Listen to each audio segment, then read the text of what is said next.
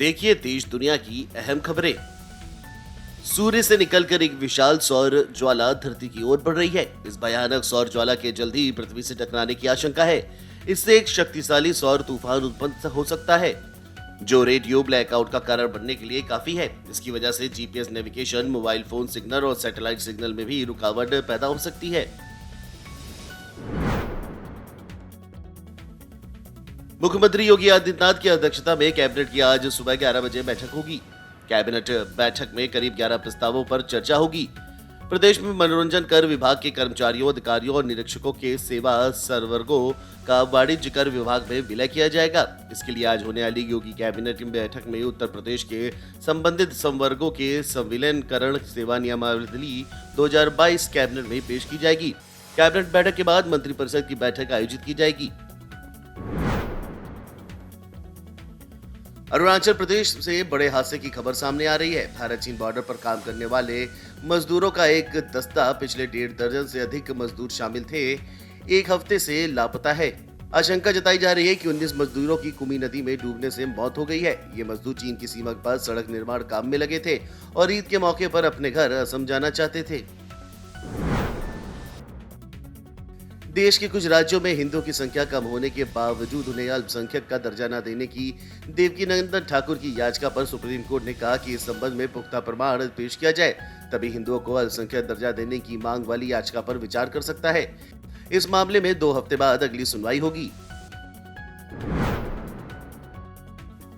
साल 2021 में आई कोरोना की दूसरी लहर में 2 गुना से भी अधिक अपरिपक्व जन्म हुए हैं। इसकी वजह से शिशुओं पर गंभीर प्रतिकूल असर पड़ रहा है। दूसरी लहर में जन्मे हर 5वें शिशु को आईसीयू में भर्ती करना पड़ा था। इसके चलते शिशुओं में मृत्यु दर भी 2.30% तक दर्ज की गई है। हिंदू धर्म में सावन माह को बेहद शुभ माना गया है। इस पूरे महीने में विधि विधान से भगवान भोलेनाथ की पूजा की जाती है। इस माह में सोमवार शिव पूजा के लिए बेहद शुभ माने गए हैं। सावन माह में प्रत्येक सोमवार को व्रत करने का जितना महत्व होता है, उतना ही महत्व मंगलवार को व्रत करने का भी होता है।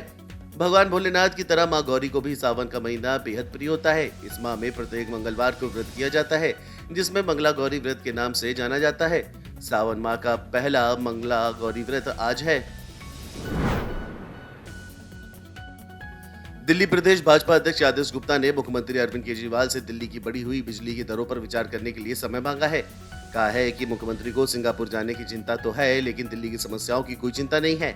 गुप्ता ने यह भी कहा है कि अगर मुख्यमंत्री मिलने का समय नहीं देते हैं तो भाजपा मंगलवार को दिल्ली की सभी 70 विधानसभाओं में लोकतांत्रिक तरीके से विरोध प्रदर्शन करेगी। उद्धव ठाकरे को सत्ता से बेदखल करने के बाद मुख्यमंत्री एकनाथ शिंदे ने अब शिवसेना पर कब्जे की ओर एक और कदम बढ़ा लिया है। उन्होंने सोमवार को उद्धव को एक और बड़ा झटका देते हुए उनकी कमेटी को बर्खास्त कर नई राष्ट्रीय कार्यकारिणी का गठन कर दिया है। नई कार्यकारिणी में एकनाथ शिंदे शिवसेना के मुख्य नेता बन गए हैं। शिंदे आज दिल्ली में रहेंगे। कहा जा रहा है कि वह दिल्ली में शिवसेना के सांसदों के साथ मुलाकात कर आगे की रणनीति तैयार करेंगे। मनोरंजन जगत से सोमवार रात एक दुखद खबर सामने आई है। दिग्गज पार्श्व गायक भूपिंदर सिंह का मुंबई में निधन हो गया। महान गायक के निधन के बारे में उनकी पत्नी और गायिका मिताली सिंह ने जानकारी दी। भूपिंदर सिंह को उनकी भारी आवाज के लिए जाना जाता है। उन्होंने बॉलीवुड के कई गानों को अपनी आवाज दी। करीबी लोगों की मौजूदगी में गायक का अंतिम संस्कार सोमवार रात में ही कर दिया गया है। जानकारी के मुताबिक कोरोना के चलते ये फैसला लिया गया। ब्रिटेन में प्रधानमंत्री पद के लिए तीसरे दौर के मतदान में भी ऋषि सुनक सबसे आगे चल रहे हैं। उन्होंने 115 सांसदों का समर्थन हासिल किया है। ब्रिटेन में सत्तारूढ़ कंजर्वेटिव पार्टी के समर्थक मतदाताओं में से लगभग आधे का मानना है कि भारतीय मूल के नेता और पूर्व वित्त मंत्री ऋषि सुनक एक अच्छे प्रधानमंत्री होंगे। ओपिनियन पोल सुनक को पीएम पद की दौड़ में सबसे आगे बताया गया है। Video desk amarujala.com। डाउनलोड करें अमर उजाला ऐप और पाएं खबरें लगातार। अगर आप ये वीडियो YouTube पर देख रहे हैं तो हमारे चैनल को सब्सक्राइब करें और बेल आइकन को दबाना ना भूलें। अगर आप Facebook पर ये वीडियो देख रहे हैं तो हमारे पेज को लाइक करें।